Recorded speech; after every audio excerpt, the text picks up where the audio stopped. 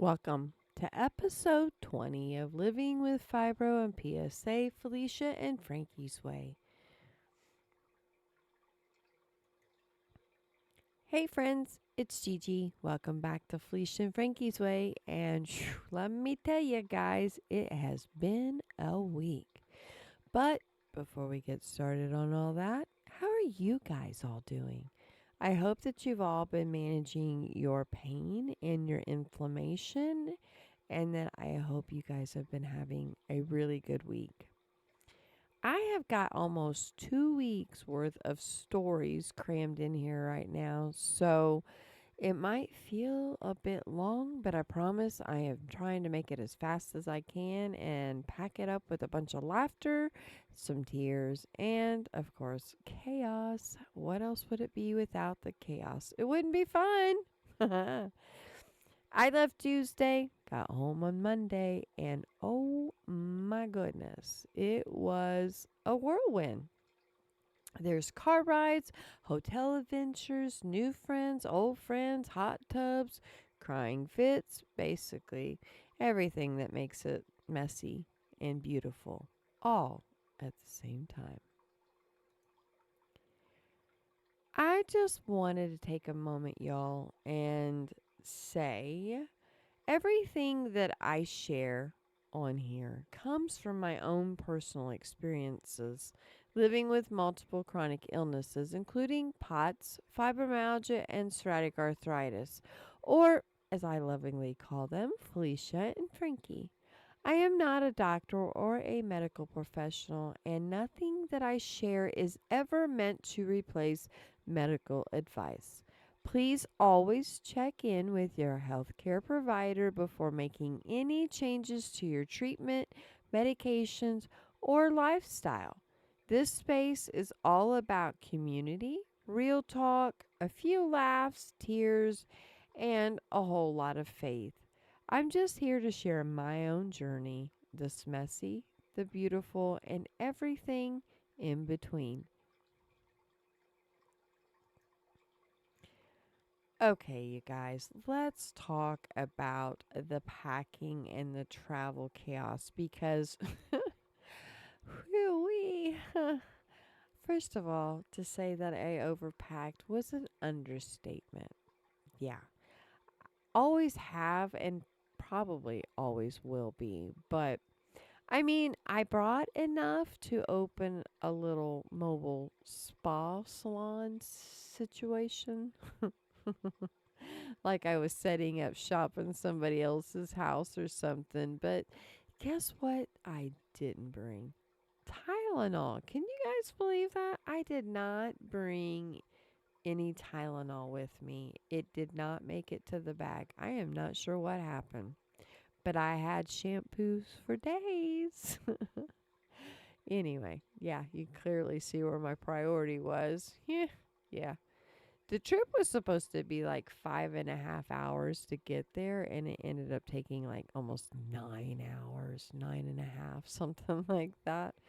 But we had my dad's friend riding with us, and he's got arthritis pretty bad too. So, and we had another sweet little lady riding with us, and plus between all of them and the luggage and all of our bodies, yeah, the car was packed tight like a can of biscuits.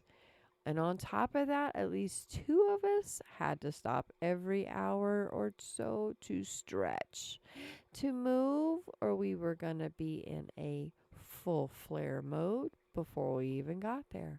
So picture me bouncing in the back seat, constantly rearranging the pillows, switching hips every 10 minutes, stretching like I was training for the Olympics. I look like a fidgety caffeinated jellyfish, just trying to keep it together and not lose my ever loving mind in the back seat. And then we hit Buc-ee's. Now, listen, if you guys have never been to Buc-ee's, oh my gosh, it's hard to explain. It's like a gas station, but it's also a shopping mall, bakery, souvenir shop, had a baby, and That baby was raised on sweet tea, beaver nuggets, and Texas pride. Yeah, they had t-shirts, home decor, faith-based apparel, bags, hats, home decor, fudge stations, cinnamon rolls the size of your head, steering wheels, cookies that were as big as steering wheels, fried everything, old school candies. Oh my goodness, things that I hadn't seen in years. And the smells, you guys. Oh, oh my gosh. Yeah, sugar in the air, caramel, cookies baking.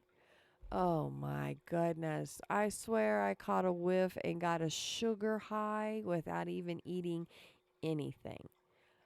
I hope that there's I am so sorry if you're a diabetic and ever have to walk in there because that would be so hard to resist temptation because, oh my goodness. Ugh, mm.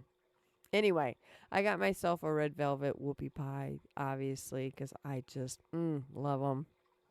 My dad grabbed a cinnamon bun. Yeah, he said they were super, super good. His friend got the oatmeal raisin cookies, and the lady, she got some fudge. So we all had like our own indulgence of whatever they may be. Um, oh my gosh. I was trying to get him to stop on the way home just so I could have some stuff for snacky stuff home, but no. Everybody was just ready to get home.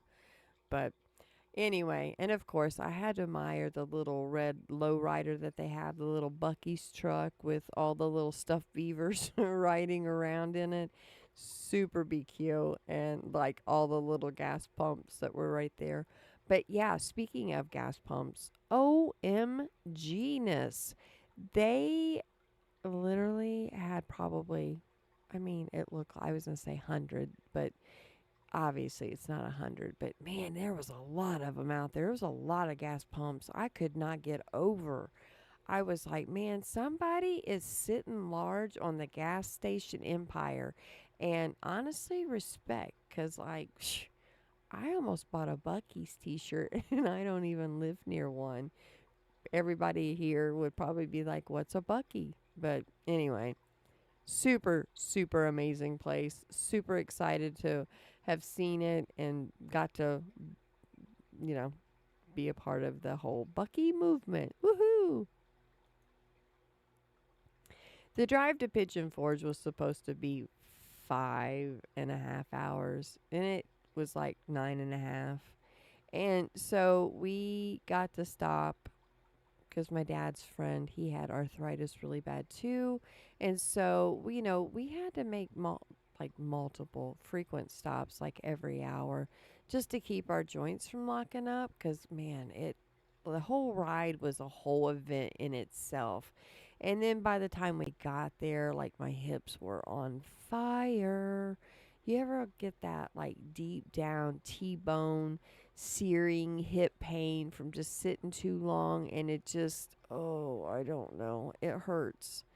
And then yeah, you add the I can't feel my butt and I was fidgety cuz caffeinated jellyfish in the back seat. I kept going back and forth between like my hip and I would sit on my ankles and then I would switch to my other leg and then I would sit on my hands and I'd sit on the pillow and on one leg and stretching and the shifting and bouncing and you would have thought I was in a dance battle with the car seat or something. And then, of course, I hit that hard plastic where the seatbelt is. Yeah, I literally still have a bruise. That hurt so, so bad. So the movement, it was just, we got settled and dinner was done and I went straight to the hot tub. I didn't even think twice about it. I didn't even hesitate. Like I was gone. I climbed in it like it was my salvation. There were people sitting inside there and they were all sitting there chit-chatting whatever and I thought, "Excuse me, I've waited way too long to sit in this hot tub. So scoot over, 'cause here comes Gigi. I stayed there until like my legs become like jello, like I was soup. But let me tell you, I slept so good that night. The bed was so soft, like I literally was able to not feel like the princess and the pea. It was great. And then, I was just gosh,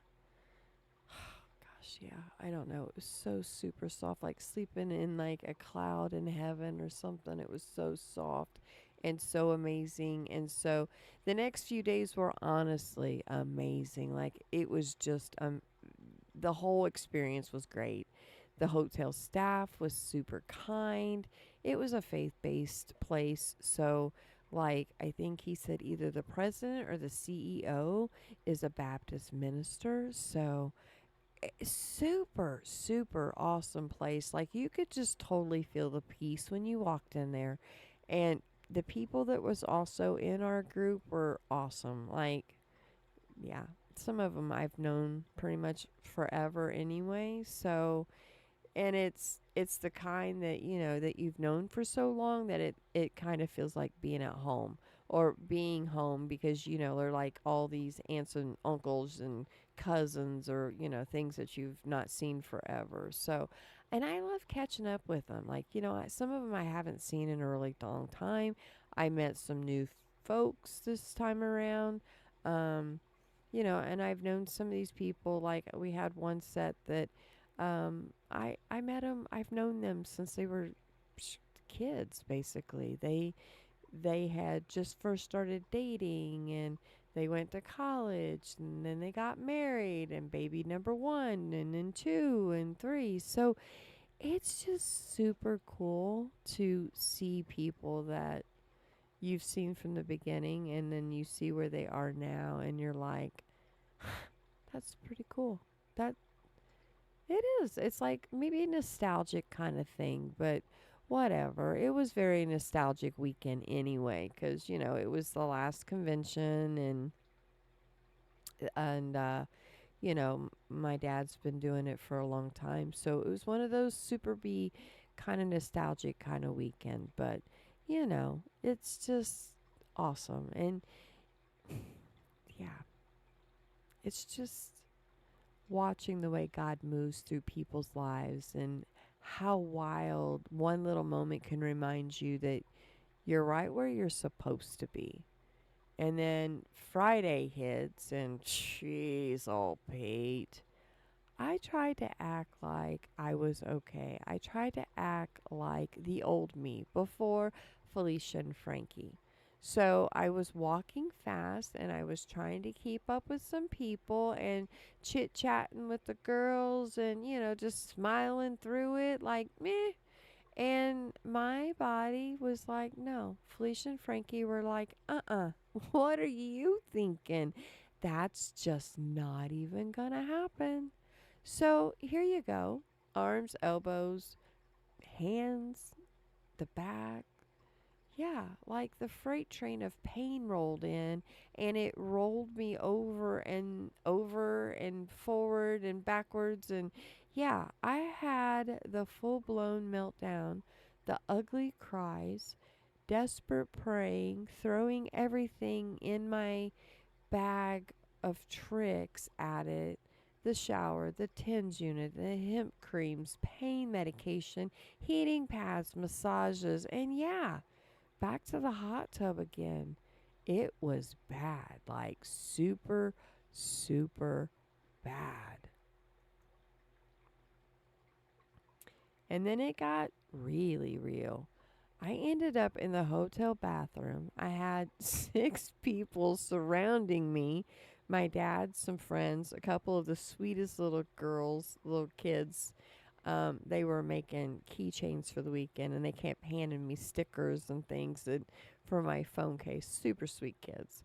But, like, somehow, even in the middle of my pain, these tiny humans were being little messengers of comfort.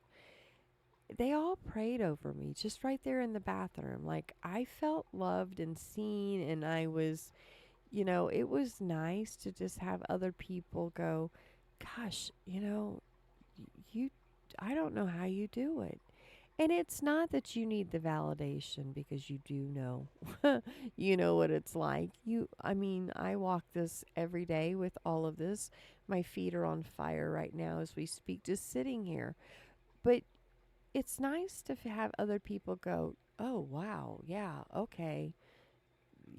That is a big issue. And anyway, it was just very nice that even in the middle of the chaos, I just felt like, I had my people around me. And so they all sat with me and they all stayed with me and we all walked to the hot tub together. And would you believe it? I was baptized in the hot tub that night. Yeah, my dad baptized me right there, surrounded by my friends and family and the beautiful chaos that is my life. It was holy, it was messy, and it was real. I laughed, I cried, and I felt peace that I hadn't felt in a long time. God doesn't need a building, just an open heart, even if it's shaking, even if it's hurting, and even if it's in a hotel hot tub. Now, don't get me wrong, the pain didn't like magically disappear. It's magically delicious. No. I still had to pace myself through the rest of the weekend. I had my TENS unit. It stayed on pretty much the whole time. The beanbag rice heating pad thing that my husband made, yeah, it stayed on all weekend. I had my hemp cream, and I even went and found a dispensary and went and got some hemp gummies from Tennessee. Bless those gummies. They helped me for the remainder of the trip. Oh, thank you, God. They were a godsend. Now, fun fact that I learned. I don't know if it's fun, but it was something that I learned, and maybe you guys don't know. I don't know, but I learned that after injections like the ones that I take, my Orencia, Corsentix, Embro, whatever, you're not supposed to swim or get in a hot tub or a bathtub for 24 to 48 hours. Now, last year I was completely clueless. I didn't know that.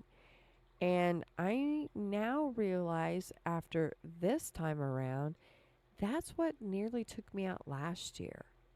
So there was something, I don't know, that said I needed to check in my head. In my head, I don't know. I had that urge and I needed to go check, and I'm glad that I did. If you didn't know that, now you do. Protect your immune system, y'all. Sepsis is not a joke. I also had new psoriasis spots popping up all over. They're getting all itchy. So, I have not had them in probably the last 3 years now. So, I have gotten so used to not having them that I do not appreciate seeing them at all. I'm praying that this Cosentix will work, and when it does, bye bye psoriasis. But the new Cosentix is supposed to be here Friday, so hopefully it gets here in time. One night I was in so much pain, I filled the hotel sink with cold water. And I sat on the counter and I dunked my feet like I was icing down football injuries. Instant relief. Have you guys ever done that? I do it for migraines. Desperate times, right? All that to say, I have learned hard way that pretending I'm fine doesn't serve me anything any good. We don't have to hide the pain to be strong, but you don't have to fake it to be faithful. Speak up, set your boundaries, let your people love you, and let them know. Because, she didn't know. And don't let anybody, including yourself, shame yourself for listening to your body.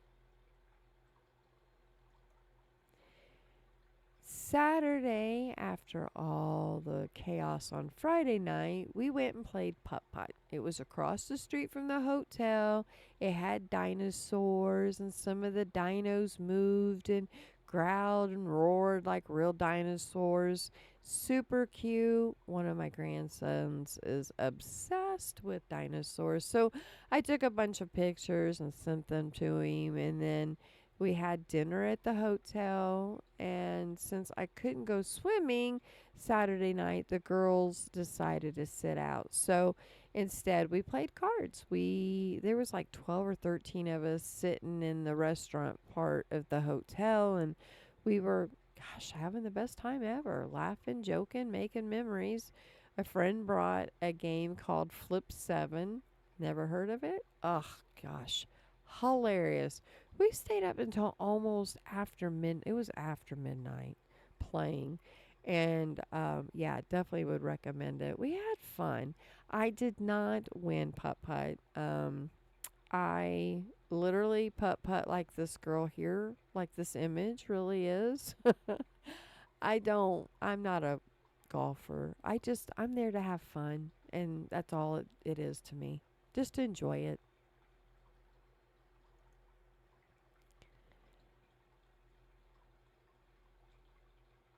Sunday and Monday, the ride home, total exhaustion. We stayed at my dad's friend's house overnight because everybody was running on fumes. We pull in, I crawled straight up to the bed. Like I flattened myself out. I just had to lay down flat. Got the heating pad out, the TENS unit, took my meds. I was out, like I was done. My pain was at a solid 500, totally in GG terms. But I did make it. I made it home. I made it through and back to reality this week. And this week, I give myself permission to rest, you guys. Oh, not too much hard work going on this week because at the rate I'm going, I'm going to end up breaking down if I'm not careful. I just need to slow down just a little bit more. I need to start taking care of myself a little bit more and listening to my body a whole lot more. I just need to try to breathe a little easier. And on top of everything, we just got word that my husband's going to have spine surgery. And so they're going to be basically putting a rod in from his low tailbone to mid back. So he's going to be out for a while. And of course, I'm a whole lot worried. Worried that he's going to push himself too hard before the surgery. I mean, the doctor's moving things fast, but he's got a shot coming up next couple weeks. And surgeon does not anticipate that that's going to do any good, but because of insurance, we've talked about these things, all the jumps that we have to do. Yeah. Anyway, so he's got a nerve that's wedged between two of the bulging discs. And so, yeah, he's just going to have surgery in order for it to get off of that. So, anyway, silver lining in all of that is that I am thankful that our kids will rally around us and will help as much as they can help us. I am so thankful for them and so thankful for my family in the time of need. Prayers would be great. Vibes, good vibes, whatever it is, would absolutely love all of that.